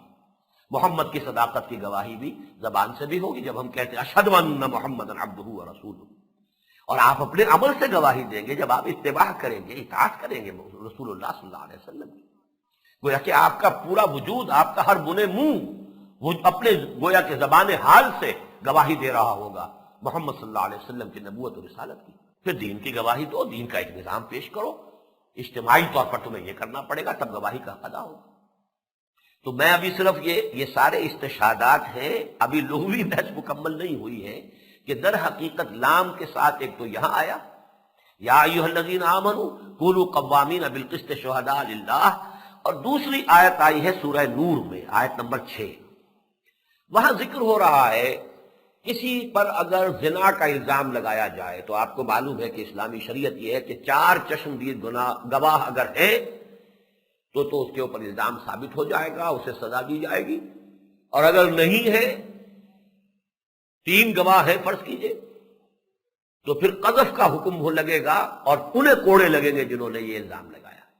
بڑا سخت قانون ہے یہ، اس لیے کہ اگر زنا آپ نے کسی کو 2 افراد کو، ایک مرد ایک عورت کو کرتے ہوئے اپنی آنکھوں سے دیکھا ہے، تب بھی اگر 3 اور گواہ موجود نہیں ہے تو زبان بند رکھو، بات مت کرو۔ اس میں بڑی حکمت ہے تاکہ یہ فحاشی معاشرے میں پھیلے نہ، اس لیے کہ زنا کے تذکرے سے بھی زنا پھیلتا ہے۔ یہ سارے اخبارات میں جو اسکینڈل چھپتے ہیں، یہ سب کے سب در حقیقت فحاشی اور بدکاری کو بڑھانے کا سبب بنے۔ محسوس ہوتا ہے اچھا ایسے بھی ہوتا ہے، یہ بھی ایک راستہ ہے، یہ بھی ایک طریقہ ہے، یہ چیز بھی ہو رہی ہے۔ یہ در حقیقت اسی لیے کہا ان تشیع الفاحشہ، یہ کہ فحش چیز کی اشاعت معاشرے میں نہیں ہونی چاہیے۔ لہذا اگر 4 گواہ ہیں تو زبان کھولو، 4 گواہ نہیں ہے تو تم پر قذف کی جو ہے حد جاری ہو جائے گی۔ بہرحال یہاں استثناء کیا گیا، فرض کیجئے کہ کسی شوہر نے دیکھ لیا اپنی بیوی کو، اب کیا کرے؟ اس بیوی کے ساتھ کیسے گزارا کرے؟ چپ تو رہے گا؟ گزارا کیسے کرے گا؟ رہے گا کیسے؟ اب اسے اپنی بیوی کی حیثیت سے کیسے تسلیم کرے گا؟ کیسے رکھے گا؟ وہاں استثناء کیا گیا کہ اگر اس کے ساتھ کوئی اور گواہ نہیں ہے اس کے حق میں، تو وہ 4 مرتبہ قسم کھائے، حلف اٹھائے کہ میں اللہ کو گواہ بنا کر اس کے حلف لیتے ہوئے کہہ رہا ہوں کہ اس نے زنا کیا ہے، تو وہ پھر 4 گواہیوں کے قائم مقام ہو جائے گا اس کا یہ حلف۔ اگر عورت بھی 4 دفعہ قسم کھا کر کہہ دے کہ یہ جھوٹ بول رہا ہے تو سزا تو نہیں ملے گی، لیکن اس کو بھی قذف نہیں کیا جائے گا، سیپریشن جو ہے وہ کر دی جائے گی کہ ٹھیک ہے اب یہ علیحدہ علیحدہ رہے، اب ان کے درمیان جب نوبت وہیں جا رسید تو اب ان میں ساتھ نہیں رہنا۔ میں نے یہ سارا پس منظر بیان کیا، اب اس آیت پر غور کیجئے، والذین یرمون ازواجہم ولم یکن لہم شہداء الا انفسہم، لم یکن لہم شہداء، ان کے حق میں گواہی دینے والے نہ ہوں سوائے ان کی اپنی جان کے، تو پھر یہ حکم ہوگا کہ 4 مرتبہ وہ حلف اٹھا کر قسم کھا کر اگر کہیں گے تو وہ الزام ثابت ہو جائے گا۔ البتہ یہ کہ اگر عورت بھی 4 مرتبہ حلفیہ بیان دے دے اور کہے کہ مجھ پر لعنت ہو اللہ کی اگر میں نے جھوٹ بیان دیا ہو، تو سزا تو نہیں ہوگی، البتہ اس پر بھی جو ہے قذف کی حد جاری نہیں ہوگی۔ یہ 2 مثالیں میں نے آپ کو دی ہیں لام کے ساتھ کسی کے حق میں گواہی دینے کے مفہوم میں یہ لفظ آیا شہادت کا۔ باقی رہ گیا کہ علا کے ساتھ، یہ تو بے شمار مرتبہ آیا۔ البتہ علا کے ساتھ ایک تو ہے کسی کے خلاف گواہی دینا، اور ایک کسی کے سر پر نگران بن کر کھڑے ہو جانا، یہ بھی ہے۔ کنت شہیداً علیہم، میں ان پر نگران تھا۔ حضرت عیسیٰ علیہ السلام کا قول ہے کہ جو اللہ تعالیٰ کی جناب میں وہ پیش کریں گے قیامت کے محاسبے کے دن، اللہ جب تک میں تھا میں نگران تھا، میں نے اپنے پیروکاروں کو ہرگز نہیں کہا یا عیسی ابن مریم انت قلت للناس اتخذونی و امی الہین، اے مریم کے بیٹے عیسیٰ کیا تم نے کہا تھا اپنے ماننے والوں سے، اپنے لوگوں سے کہ مجھے اور میری ماں کو بھی اللہ کے ساتھ معبودوں کی فہرست میں شامل کر لینا؟ بہرحال وہ جو بھی ان کا طرز عمل ہے اس سے پھر اعلان برات کریں گے حضرت عیسیٰ اور کہیں گے کنت شہیداً علیہم، میں ان پر نگران تھا جب تک میں ان کے ہاں موجود تھا، میں نے ایسی کوئی بات نہیں کی پروردگار۔ اب باقی میرے بعد جو کچھ انہوں نے کیا ہے تو وہ تو پھر تیری ہی نگرانی ہے، تو ہی جانتا ہے، تو ہی بہتر جو ہے علم رکھنے والا ہے۔ تو اعلیٰ کے ساتھ نگرانی کے لیے بھی لفظ آ جاتا ہے، موجود ہے اور موجود ہو کر دیکھ رہا ہے اور نگرانی کر رہا ہے۔ لیکن یہ کہ زیادہ تر یہ گواہی میں خلاف دینے کے لیے، اب اس کے لیے میں ایک آیت آپ کو سنا رہا ہوں، یہ ایک آیت کافی ہو جائے گی اس لیے کہ اس میں 2 مرتبہ یہ اعلیٰ کے ساتھ گواہی آ رہی ہے۔ یہ جو ہے سورہ حامیم سجدہ کی آیت ہے۔ حتی اذا جاؤہا، جب یہ لوگ پہنچیں گے، یہ قیامت کے محاسبے کا اور جو عدالت اخروی ہے اس کا تذکرہ ہو رہا ہے۔ شہد علیہم سمعہم و ابصارہم و جلودہم بما کانوا یعملون، ان کے خلاف گواہی دیں گے ان کے کان اور ان کی آنکھیں اور ان کی کھالیں ان چیزوں کی جو وہ کر رہے تھے۔ یہ آنکھ گواہی دے گی اے اللہ اس نے میرے ذریعے سے نامحرموں کو دیکھا اور اس سے لذت حاصل کی، جسے حدیث نے کہا ہے یہ آنکھ کا زنا ہے، اے اللہ اس بدبخت نے مجھے زنا کے لیے استعمال کیا۔ یہ ہاتھ گواہی دیں گے، یہ پیر گواہی دیں گے، یہ کھالیں گواہی دیں گی، آنکھیں گواہی دیں گی، کان گواہی دیں گے، اور گواہی خلاف۔ حتی اذا ما جاؤہا شہد علیہم سمعہم وابصارہم وجلودہم بما کانوا یعملون وقالوا لجلودہم، اب وہ کہیں گے گھبرا کر اپنی کھالوں سے لما شہدتم علینا، کیوں تم نے گواہی دی ہمارے خلاف؟ تم تو میری اپنی کھال تھی، تم میری اپنی آنکھیں تھی، تم تو میرے اپنے کان تھے، میرے خلاف گواہی دی، لما شہدتم علینا؟ قالوا انطق اللہ الذی انطق کل شیء، وہ کہیں گے آج اس اللہ نے ہمیں بھی گویائی عطا کر دی ہے جس نے ہر شے کو گویائی عطا کی۔ اس کو نوٹ کیجئے، ایک آیت میں 2 مرتبہ علا کے ساتھ شہادت کا لفظ آ گیا، خلاف گواہی دینا۔ یہ ہے اس کی لغوی بحث۔ اب جو میں ایک جملہ کہہ رہا ہوں اسے پوری توجہ کے ساتھ سنیے۔ قرآن مجید کی اصطلاحات میں، اور اصطلاحات کا علم بہت اہم ہوتا ہے، ہر سائنس اس کے لیے پہلے اس کی ٹرمینالوجی ہے۔ اگر آپ نے اصطلاحات سمجھ لی ہے تو آگے بات کھل کے چلی جائے گی، اصطلاحات ہی واضح نہیں ہے تو بات آگے کہاں چلے گی؟ تو قرآن مجید کی اصطلاحات ہیں۔ کار رسالت، فریضہ رسالت کے لیے قرآن حکیم کی اہم ترین اصطلاح شہادت ہے۔ پھر نوٹ کیجیے، کار رسالت، کار رسالت کیا ہے؟ تبلیغ ہے، انذار ہے، تبشیر ہے، وعظ ہے، نصیحت ہے، سارے الفاظ جمع کرتے چلے جائیے۔ تعلیم ہے، تربیت ہے، تزکیہ ہے، سبھی کام کرتے تھے نا، حضور نے کیا نہیں کیا؟ تذکیر ہے، تبلیغ ہے، تبیین ہے، تعلیم ہے، انذار ہے، تبشیر ہے، وعظ ہے، نصیحت ہے، یہ تمام الفاظ جمع کر لیجیے۔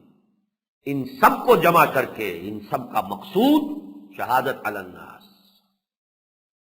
ان سب سے جو شے پیش نظر ہے لوگوں پر حجت قائم کر دینا کہ اللہ کی عدالت میں کھڑے ہو کر وہ یہ نہ کہہ سکیں، اگنورنس کی بنیاد پر اپنے لیے کوئی حجت، کوئی بہانہ، کوئی عذر پیش نہ کر سکیں، اے اللہ ہم تک تو بات پہنچی نہیں، ہم تک تو کسی نے تیرا پیغام پہنچایا نہیں۔ لہذا اتمام حجت اور قطع عذر کے لیے قرآن مجید کی اصطلاح، بنیادی اصطلاح یہ ہے شہادت علی الناس۔ اب اس کے لیے دو آیتیں تو چھوٹی چھوٹی ذہن میں رکھیے، اور یہ اس لیے کہ یہ اکثر کو یاد ہوں گی، جن کا بھی دینی مزاج ہے وہی لوگ آخر درس سننے آتے ہیں۔ ایک تو وہ مشہور آیت ہے کہ جو سیرت النبی صلی اللہ علیہ وسلم کی تقاریر میں کثرت کے ساتھ عنوان کے طور پر استعمال ہوتی ہے، یا ایھا النبی انا ارسلناک شاہدا ومبشرا ونذیرا وداعیا الی اللہ باذنہ وسراجا منیرا۔ سیرت کی کتنی تقاریر میں آپ نے بھی سنی ہوگی یہ آیت مبارکہ۔ عجیب بات ہے، یہاں پہ اس آیت کا ایک حصہ جو ہے میرے موضوع سے متعلق نہیں ہے لیکن نکتہ ہے، یا ایھا النبی انا ارسلناک، یہاں وہی نبی اور رسول کا فرق جو ہے واضح ہو گیا۔ نبی جیسا کہ میں نے عرض کیا تھا ایک شخصی مرتبہ ہے، اور منصب جس پر کہ انہیں بھیجا گیا وہ رسالت ہے۔ نبی نبی ہے جب تک کہ کسی قوم یا کسی شہر یا کسی ملک کی طرف تعین کے ساتھ اسے بھیجا نہیں گیا، جب تک کہ اپوائنٹمنٹ نہیں ملا۔ C S P C S S cadre ہے، سی ایس پی ہے، جب اسے اپوائنٹمنٹ ملا ہے ڈپٹی کمشنر صاحبان، اب وہ اس کا منصب ہے۔ بالکل اسی طریقے سے نبی جب معین کر کے بھیجا جاتا تو رسول ہے۔ یا ایھا النبی، بنیادی حیثیت محمد الرسول اللہ کی نبی ہے۔ میں نے آپ کو وہ فیکٹس اینڈ فگرز بھی دیے تھے جب بحث ہم کر رہے تھے، قرآن مجید میں کتنی مرتبہ حضور کو یا ایھا النبی کہا گیا۔ اصل مرتبہ ذاتی نبوت ہے، رسالت میں منصب ہے۔ پورے قرآن میں شاید 2 مرتبہ یا ایھا الرسول کہا گیا، اکثر و بیشتر یا ایھا النبی، یا ایھا النبی، یا ایھا النبی انا ارسلناک، اب ارسلناک پہلا لفظ آیا ہے شاہدن، گویا کہ اس میں باقی ساری حیثیتیں کور ہو گئی ہیں، شاہدا ومبشرا ونذیرا وداعیا الی اللہ باذنہ وسراجا منیرا۔ ہم نے آپ کو گواہ بنا کر بھیجا ہے۔ اچھا، یہاں امکان موجود ہے کہ گواہی یہاں لام کے ساتھ، اس لیے کہ نہ یہاں لام ہے نہ اعلیٰ ہے، مجرد گواہی ہے۔ ہم نے آپ کو بھیجا ہے بطور گواہ بنا کر، اور منذر اور نذیر بنا کر، مبشر اور بشیر بنا کر، اللہ کی طرف بلانے والا داعی اللہ باذنہ بنا کر، سراجا منیرا ہدایت کا ایک روشن چراغ بنا کر۔ اب دوسری آیت اس کے ساتھ ٹانک لیجئے، یہ سورہ مزمل کی آیت ہے، انا ارسلنا الیکم رسولا شاہدا علیکم کما ارسلنا الی فرعون رسولا۔ دیکھو ہم نے بھیج دیا ہے تمہاری طرف اپنا ایک رسول، تمہارے خلاف گواہ بنا کر یا تم پر گواہ بنا کر۔ اللہ کا ویسے ترجمہ کیجئے تو پر، لیکن یہ کہ جو وضاحت میں کر چکا ہوں، اللہ آتا ہے در حقیقت کسی کی مخالفت کے لیے۔ تمہارے خلاف گواہی دینے والا ہوگا محمد صلی اللہ علیہ وسلم، کما ارسلنا الی فرعون رسولا، جیسے کہ ہم نے بھیجا تھا فرعون کی طرف رسول، فعصا فرعون الرسول فاخذناہ اخذا وبیلا۔ فرعون نے رسول کی نافرمانی کی تو ہم نے پکڑا اسے وبال والا پکڑنا۔ فکیف تتقون ان کفرتم، کیسے بچو گے تم اگر تم نے کفر کی روش اختیار کی۔ یہ پر جلال پر ہیبت آیت ہے، لیکن یہاں نوٹ کر لیجئے کہ رسول کے لیے جب بھی آتا ہے وہ در حقیقت شاہد علی، یا ایھا النبی انا ارسلناک شاہدا ومبشرا ونذیرا وداعیا الی اللہ باذنہ وسراجا منیرا، سورہ احزاب کی آیت ہے یہ، اور سورہ مزمل میں اس کی وضاحت ہو گئی، انا ارسلنا الیکم رسولا شاہدا علیکم کما ارسلنا الی فرعون رسولا۔ یہ ہے وہ اعلیٰ در حقیقت۔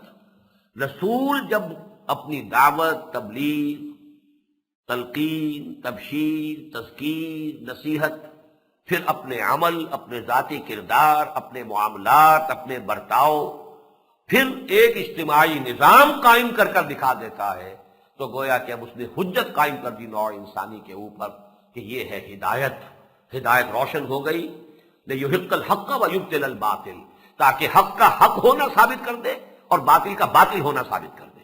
جب یہ کر دیا، اب یہ شہادت حجت قائم ہو گئی۔ اس کا ظہور خلاف ہونے کے درجے میں کب آئے گا؟ قیامت کے دن اب رسول کھڑا ہوگا پروزیکیوشن وٹنس کی حیثیت سے، فَكَيْفَ إِذَا جِئْنَا مِنْ كُلِّ أُمَّةٍ بِشَهِيدٍ، کیا بیتے گی اس دن جس دن کہ ہم ہر امت پر اس میں سے ایک گواہ کھڑا کریں گے اس پر، اور وہ گواہ جو ہے وَجِئْنَا بِكَ عَلَىٰ هَٰؤُلَاءِ شَهِيدًا، اور اے نبی صلی اللہ علیہ وسلم ہم آپ کو لائیں گے ان کے خلاف گواہ بنا کر۔ یعنی رسول سب سے پہلے پروزیکیوشن وٹنس کی حیثیت سے کہے گا، پروردگار تیری جو ہدایت مجھ تک آئی تھی میں نے پہنچا دی تھی، Now they are responsible. اب یہ جواب دے، یہ نہیں کہہ سکتے کہ میں نے پہنچایا نہیں. یہ گواہی حق میں ثابت ہوئی کے خلاف. اگر تو رسول کی طرف سے کوتاہی ہو گئی ہوتی تو حجت رسول پر قائم ہوتی. اے اللہ انہوں نے ہمیں پہنچائی نہیں بات تیری. آسکھم، ذمہ دار وہ ہے. میں نے ہمیشہ اس کی مثال دی ہے، آج پھر دوہرا رہا ہوں تاکہ یکجا یہ مضامین پھر جمع ہو جائیں. آپ نے کوئی پیغام بھیجا اپنے کسی دوست کو، عزیز کو، کسی کے ذریعے کہ کل شام تک بھائی یہ کام کرنا ہے، ضروری ہے، نہیں کرو گے میرا بڑا نقصان ہو جائے گا. کام نہیں ہوا، آپ کا نقصان ہو گیا. آپ غصے میں آگ ببولا گئے اور اپنے اس عزیز اور دوست سے آپ نے شکایت کی، تمہیں میں نے پیغام بھیجا تھا، تم نے یہ کام نہیں کیا اور میرا نقصان ہو گیا، کون ذمہ دار ہے؟ اگر وہ ایک جملہ کہہ دے کہ بھائی مجھے تو آپ کا پیغام پہنچا ہی نہیں، آپ کا الزام، آپ کی شکایت ختم ہو گئی کہ نہیں؟ جہاز کی طرح بیٹھ جائیں گے کہ نہیں؟ اب سارا غصہ کس پر آئے گا؟ اب آپ جا کر اس سے پوچھیں گے جس کے ذریعے سے پیغام بھیجا تھا. اللہ نے بھیجا رسول کو، رسول نے پہنچا دیا، وہ بری. ذمہ داری قوم پر. رسول نے پہنچانے میں کوتاہی کی، قوم بری، ذمہ داری رسول پر. یہ صرف فرض کے درجے میں کہہ رہا ہوں، بفرض محال، اس کا کوئی امکان نہیں کہ رسول کوتاہی کرے. البتہ ایک چھوٹی سی مثال سے یہ بات واضح ہو جائے گی. پہلے تو آیت نوٹ کر لیجیے، سورہ اعراف کی آیت نمبر 6. وَلَنَسْأَلَنَّ الَّذِينَ أُرْسِلَ إِلَيْهِمْ وَلَنَسْأَلَنَّ الْمُرْسَلِينَ. ہم لازماً پوچھ کر رہیں گے ان سے بھی کہ جن کی طرف رسولوں کو بھیجا، اور ہم لازماً پوچھیں گے رسولوں سے بھی. وہی مثلث. تم نے پیغام پہنچا دیا تھا، پروردگار میں نے پہنچا دیا، میں نے کوئی کمی نہیں کی، کوئی اضافہ نہیں کیا. پروردگار چاہے انہوں نے گالیاں دی، چاہے انہوں نے اعراض کیا، چاہے انہوں نے مجھے ستایا، پروردگار میں نے تیری بات پہنچائی. رسول بری ہو گئے، اب تم بات کرو. اور خدا نہ خواستہ بالفرض. اور یہ مضمون بھی قرآن میں موجود ہے، یا ایھا الرسول بلغ ما انزل الیک من ربک وان لم تفعل فما بلغت رسالتہ. اے رسول صلی اللہ علیہ وسلم، پہنچا دو جو کچھ کے نازل ہوا ہے تم پر تمہارے رب کی طرف سے. اور اگر یہاں میں پھر مجبور ہوں کہ بفرض محال، اگر تم نے ایسا نہ کیا تو فریضہ رسالت ادا نہیں ہوگا. وَإِن لَمْ تَفْعَلْ فَمَا بَلَّغْتَ رِسَالَتَهُ. اگر نہیں کیا ایسا تو رسالت کا حق تم نے ادا نہیں کیا، تم نے رسالت کی تبلیغ جو ہے نہیں کی. اگر پیغام پر پیغام پہنچا دے وہ بری، ساری ذمہ داری اس کی جس کو پیغام پہنچا دیا گیا. اگر وہ کوتاہی کرے نہ پہنچائے تو جس کو پیغام پہنچانا تھا وہ بری، اور سارا الزام کس پر؟ پیغامبر پر. اس کی جو مثال ہے دیکھیں نا، قرآن مجید نے کوئی چیز چھوڑی نہیں ہے. اس کو آپ ماڈرن جو اکاؤنٹنگ ہے اس میں ڈیبٹ کریڈٹ کے حساب سے سمجھ لیجئے. ذرا سی خطا ہوئی ہے حضرت یونس علیہ السلام سے، رسول اپنی پلیس آف اپوائنٹمنٹ سے بغیر پرمیشن نہیں جا سکتا. یہ تو آج بھی ہے. Executive officers they can't leave their place of duty, they have to be there. چاہے کوئی موب آ رہا ہے، چاہے کچھ ہو رہا ہے، you can not go away, you have to face them. ہاں اوپر سے اجازت آ گئی کہ ٹھیک ہے حالات ایسے خراب ہو چکے ہیں، you can leave your place, پیچھے جا سکتے. یہی وجہ آپ کو معلوم ہے کہ حضور نے تمام صحابہ کو اجازت دے دی تھی چلے جاؤ مدینے کی طرف، خود انتظار کر رہے تھے ایکسپریس پرمیشن جب تک نہ آ جائے واضح.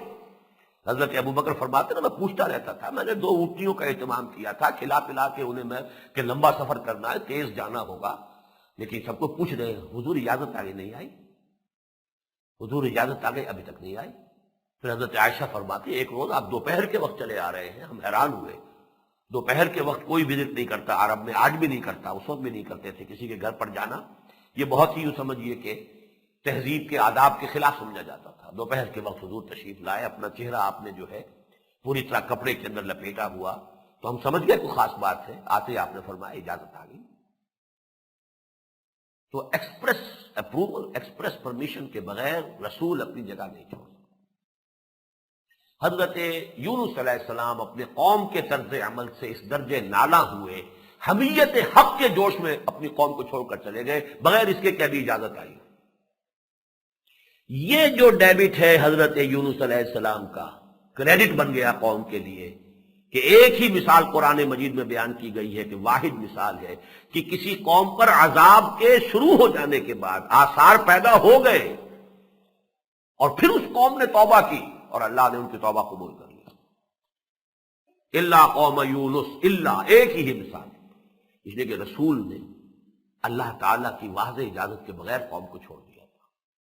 وہاں کا ڈیبٹ اور اس کی جو سزا حضرت یونس کو ملی، مچھلی کے پیٹ میں رہے وہ تو وہاں انہوں نے لا الہ الا انت سبحانک انی کنت من الظالمین، یہ تسبیح جو ہے قرآن کہتا ہے اگر یہ تسبیح انہوں نے نہ کی ہوتی وہاں تو للبث فی، اسی کی پیٹ کے اندر رہتے اور قیامت تک وہیں رہتے، وہیں سے ان کا باعث بادل موت ہونا تھا۔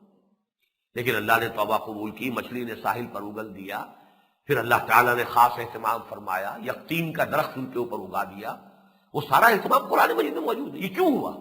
صرف ایک خطا، اور اس خطا کا کریڈٹ ملا ہے اس قوم کو کہ عذاب کے آثار شروع ہو گئے اور اس کے باوجود ان کی جو توبہ ہے قبول کر لی گئی۔ یہ ہے اصل میں وہ نازک فرض منصبی شہادت علی الناس کا۔ یہاں تبلیغ کا حق ادا کر دیجئے، قول سے، عمل سے، انفرادی طور پر، اجتماعی طور پر۔ قیامت میں اب پروزیکیوشن وٹنس کی حیثیت سے کھڑے ہو کر گواہی دیجئے، اے اللہ وی ڈڈ آور ڈیوٹی، ہم نے پہنچا دیا تھا، ہم نے پہنچانے میں کمی نہیں کی، اے اللہ ہم نے امکانی حد تک معذرتاً الی ربکم، تاکہ اپنے رب کے حضور میں معذرت پیش کر سکے، پروردگار ہم نے اپنی ذمہ داری ادا کر دی تھی۔ یہ اب جانے اور ان کا کام جانے، اب یہ جواب دہ ہیں، یہی ہے کہ جو اب مسئول ہیں یہ ذمہ دار ہے۔ یہ ہے کار رسالت کی نازک ذمہ داری، اور نوٹ کیجئے یہ ذمہ داری جیسا کہ میں واضح کر چکا ہوں ختم نبوت کے بعد اب تا قیام قیامت امت کے کندھے پر ہے۔ نوع انسانی تو ختم نہیں ہوئی نا، نبوت ختم ہو گئی، اب شخصاً رسول کوئی نہیں آئے گا، لیکن اس پوری امت کو فریضہ رسالت ادا کرنا ہے تا قیام قیامت۔ یہ جو ذمہ داری ہے یہ منتقل کی ہے باقاعدہ، اللہ تعالیٰ نے تو یہاں اعلان کیا اسی لیے تمہیں امت وسط بنایا ہے، تمہیں یہ منصب اسی لیے دیا گیا ہے، یہ فضیلت اسی لیے دی گئی ہے کہ تم اب مستقل ایک تھرڈ لنک کی حیثیت سے، وہ جو رسالت کا سلسلہ رسالت ہے، رسول ملک جبرائیل لائے پہنچا گئے محمد کو صلی اللہ علیہ وسلم، رسول بشر نے پہنچا دیا تمہیں، اب تمہاری ذمہ داری ہے کہ پہنچاؤ پوری نوع انسانی تک۔ قرآن مجید کی اس آیت کی اصل شرح جو ہے وہ آپ کو ملتی ہے حضور کے خطبہ حجۃ الوداع میں۔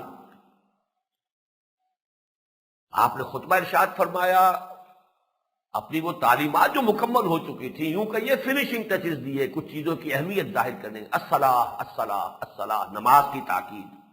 یہ تاکید آخری لفظ یہ جو ہے خطبہ چونکہ آپ کا تھا، ویسے یہ کہ آپ نے انتقال کے وقت بھی الصلاۃ الصلاۃ الصلاۃ وما ملکت ایمانکم، پوری پابندی کرو نماز کی، پابندی کرو نماز کی، پابندی کرو نماز کی، اور دیکھو اپنے غلاموں اور کنیزوں کا خیال رکھو، ان کے لیے ان کے حقوق جو ہیں ان کو کہیں بھی ان کو برباد نہ کرنا۔ تو یہ فنیشنگ ٹچز آپ نے دیے، ورنہ دین تو مکمل ہو چکا تھا اس وقت۔ اور اس کے بعد خطبے کے آخر میں سوال کیا، الا هل بلغت، لوگوں میں نے پہنچا دیا کہ نہیں؟ پورے مجمع نے جواب دیا، اور دو جواب سنانا چاہتا ہوں آپ کو۔ ایک روایت میں تو 3 الفاظ ہیں، انا نشہد انک قد بلغت وادیت ونصحت، ہاں حضور ہم گواہ ہیں آپ نے حق تبلیغ ادا کر دیا، حق خیر خواہی ادا کر دیا، حق امانت ادا کر دیا۔ ایک میں ایک اور ہے، بلکہ وہ زیادہ بلیغ الفاظ ہیں، زیادہ مفصل ہے، انا نشهد انک قد بلغت الرسالۃ وادیت الامانۃ ونصحت الامۃ وکشفت الغمۃ، حضور ہم گواہ ہیں رسالت کا حق تبلیغ ادا کر دیا، امانت کا حق ادائیگی ادا کر دیا، امت کا حق خیر خواہی ادا کر دیا، پورا کر دیا، اور تمام تاریکیوں کو چھانٹ دیا اور اس کے پردے پھاڑ دیے۔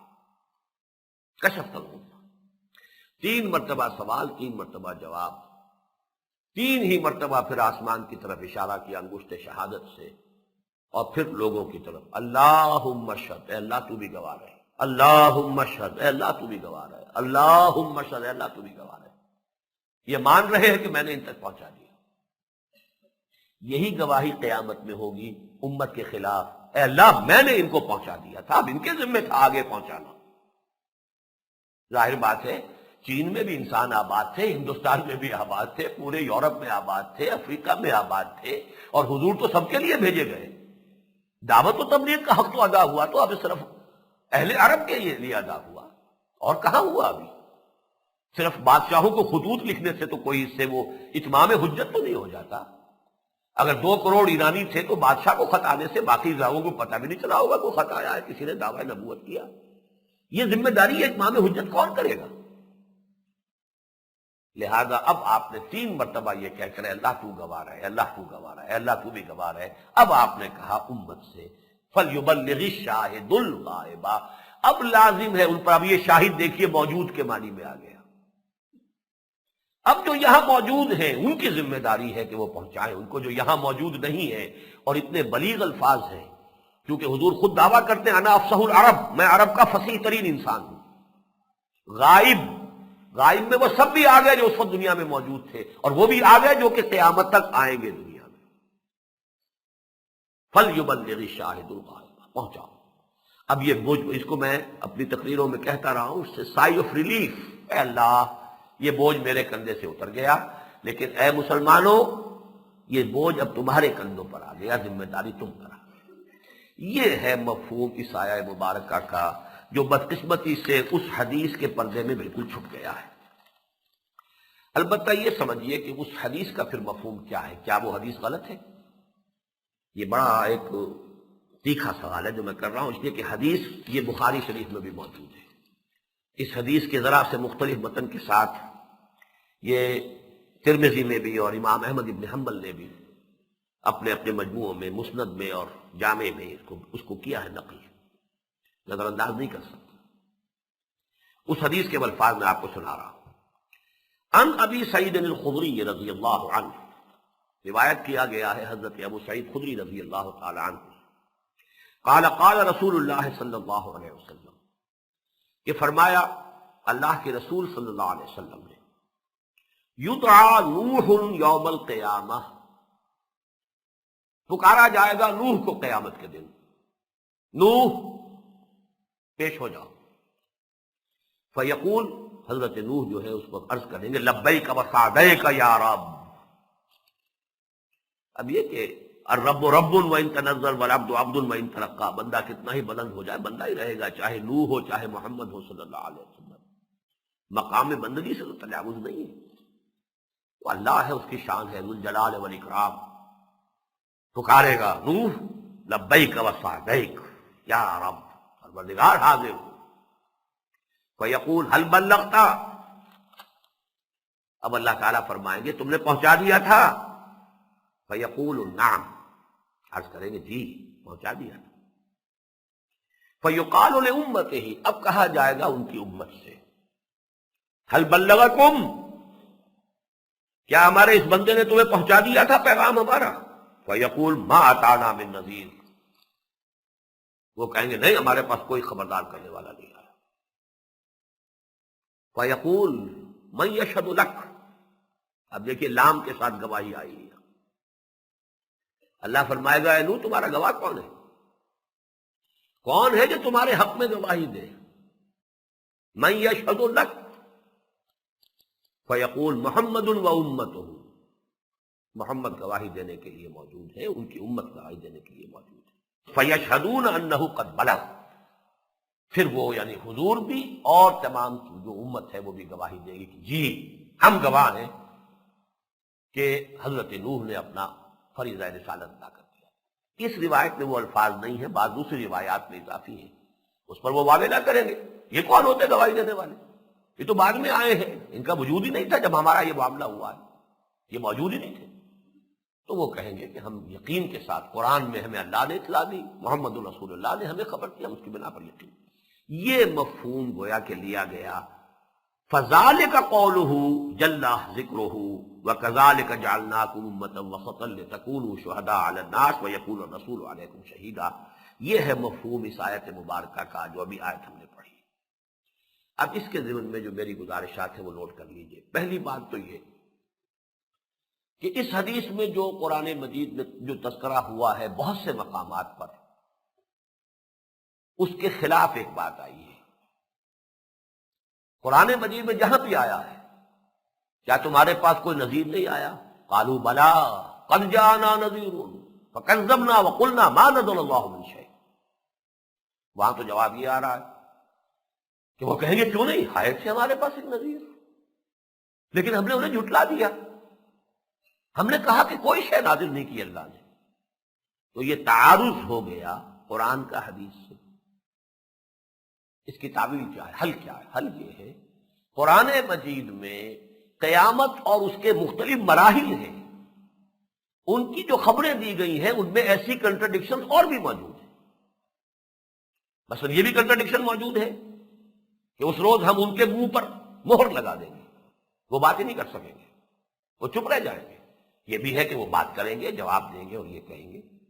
اس کی تعبیر کیا ہوگی، تطبیق کیا ہوگی کہ یہ مختلف مراحل ہیں، کوئی شے غلط نہیں ہے، کوئی بات جھوٹی نہیں ہے، لیکن اس کے نہ معلوم کتنے مراحل ہیں اس محاسبے کے، ہر مرحلے کے اوپر ایک بات ہے کہ جو ہو رہی ہے۔ اس حوالے سے ہم نے جب ان دونوں چیزوں کی تطبیق کی، انہیں مان لیا، بعین ہی یہی بات یہاں ہوگی کہ یہ بھی مرحلہ ایک ہے، یہ بھی ایک حقیقت کے طور پر، یہ بھی ایک واقعہ جس کی خبر دے رہے محمد رسول اللہ صلی اللہ علیہ وسلم، لیکن ایک بات، ایک مفہوم وہ بھی ہے کہ جو اس طریقے سے قرآن مجید کے نظائر سے القرآن یفسر بعضہ بعضا کے حوالے سے جو نتیجہ برآمد ہو رہا ہے وہ اپنی جگہ پر حق ہے، یہ واقعہ اپنی جگہ پر ہے۔ اور اس میں ایک امکان اور بھی ہے، یہ میں بڑی جرأت اور جسارت کر رہا ہوں اپنے مقام سے تجاوز کرتے ہوئے، جو میں نے پہلے کبھی ایسی جسارت نہیں کی ہے، وہ یہ کہ آخری الفاظ ہو سکتا ہے کہ کسی راوی کا اضافہ ہو، کہ حضور کے الفاظ تو وہاں ختم ہو گئے کہ امت گواہی دے گی کہ پہنچا دیا تھا، فَيَشْهَدُونَ أَنَّهُ قَدْ بَلَغَ۔ اب آگے کہ یہ ہے اصل مفہوم اس آیت کا، یہ حضور صلی اللہ علیہ وسلم کے الفاظ بھی ہو سکتے ہیں، اور یہ بھی ہو سکتا ہے کہ جس نے سنا ہے، حضرت ابو سعید خدری رضی اللہ تعالیٰ عنہ، انہوں نے حضور کے اس قول کا مطلب یہ سمجھا ہو کہ یہ مفہوم ہے اس آیت مبارکہ کا کہ وَكَذَلِكَ جَعَلْنَاكُمْ أُمَّةً وَسَطًا لِتَكُونُوا شُهَدَاءَ عَلَى النَّاسِ وَيَكُونَ الرَّسُولُ عَلَيْكُمْ شَهِيدًا۔ اس لیے کہ یہ سب مانتے ہیں کہ حدیث نبوی روایت بالمعنی ہے، باللفظ اس کی صحت کا دعویٰ نہیں ہے، باللفظ صحت کا دعویٰ صرف قرآن کا ہے۔ قرآن میں ایک ایک لفظ، ایک ایک حرف کی صحت کی ضمانت ہے، حدیث میں نہیں ہے، جس کا سب سے بڑا ثبوت یہ ہے کہ جس حدیث کو ام السنہ کہا گیا ہے، حدیث جبرائیل، اس کی اگر 5 صحابہ سے روایتیں، پانچوں مختلف، باریک باریک فرق ہے۔ 5 آدمیوں کو میں بٹھا کر ابھی ایک بات کہتا ہوں، 1 گھنٹے کے بعد آپ 5 سے سٹیٹمنٹ لیجئے، بات یقیناً وہی ہوگی، الفاظ تھوڑے سے بدل جائیں گے، ہر شخص جو ہے اپنے ذہن کے مطابق، اپنی ووکیبلری کے مطابق اس مفہوم کو ادا کرے گا۔ تو قرآن کی جو وحی جلی ہے وہ باللفظ ہے، اور اس کی حفاظت کا ذمہ باللفظ ہے، بالحرف ہے، لیکن حدیث نبوی کی روایت جو ہے اس کی یہ لفظی ضمانت کہ ہر لفظ جو کا تو ہے، اس کا سب سے بڑا میں نے اس کے خلاف ثبوت دیا حدیث جبرائیل۔ حضرت عمر کی روایت میں ترتیب کچھ اور ہے، عبداللہ ابن عمر بیٹے کی روایت میں ترتیب کچھ اور ہے۔ کہیں سوال پہلا یہ ہے کہ اخبرنی عن الاسلام، اور دوسرا ہے اخبرنی عن الایمان حضرت عمر کی روایت میں، اور دوسری روایتوں میں اخبرنی عن الایمان پہلے، اخبرنی عن الاحسان بعد میں ہے، اور لفظی فرق جو ہے موجود ہے، اور بھی موجود ہے۔ باقی جو پوری نقشہ کشی کی گئی ہے حضرت عمر نے خاص طور پہ تفصیل سے، کیسے یہ واقعہ پیش آیا کہ ایک شخص آیا اچانک اور وہ پورے مجمع کو چیرتا ہوا حضور کے ساتھ جا کر زانو سے زانو لگا کر گھٹنے سے گھٹنے ٹیک کر بیٹھ گیا، اس میں بڑا فرق ہے۔ ایک ہی انسیڈنٹ ہے، اس کو 4 آدمی اگر رپورٹ کریں گے تو اس میں فرق ہو جائے گا۔ تو حدیث کے اندر یہ احتمالات بہرحال موجود ہوتے ہیں۔ حدیث چونکہ سندن بخاری کی بھی ہے، اس کو رد کرنا درست نہیں، ہرگز درست نہیں، اس کی ہم تعویل کریں گے۔ تعویل میں یہ کہ اس کا ایک مفہوم یہ بھی ہے، ایک معاملہ ہے جس طریقے سے کہ آخرت کے محاسبے میں کفار کے بارے میں یہ بھی آ گیا کہ وہ کوئی جواب نہیں دیں گے، کہیں یہ بھی آیا ہے کہ وہ جھٹلا دیں گے، کہیں یہ کہ صاف مان لیں گے۔ یہاں پر یہ کہ انہوں نے کہا کہ جھٹلا دیا کہ ہم نہیں، ہمارے پاس کوئی نہیں آیا، اور یہ کہ قرآن مجید میں کتنی جگہوں پر ہے بلا قد جاءنا نذیر فکذبنا وقلنا ما نزل اللہ من شیء، یہ تو سورہ ملک میں ہے، اسی طرح سورہ زمر کے آخر میں ہے الم یاتکم نذیر، لیکن یہ کہ اس کے بعد جواب جو ہے وہ یہ آئے تھے ہمارے پاس خبردار کرنے والے، لیکن ہماری شامت اعمال، ہم نے ان کی تکذیب کر دی۔ تو جس طریقے سے یہ دونوں قول قرآن مجید کے ان کی تطبیق کیا ہے، یہ مختلف مراحل کی بات ہو سکتی ہے، اسی طریقے سے اس حدیث کے اندر اور اس قرآن مجید کی آیت میں بھی تطبیق اسی طور سے بھی ہو سکتی ہے کہ یہ دونوں اپنی جگہ پر برحق ہوں، دو مختلف واقعات ہیں جن کا تذکرہ ہو رہا ہے۔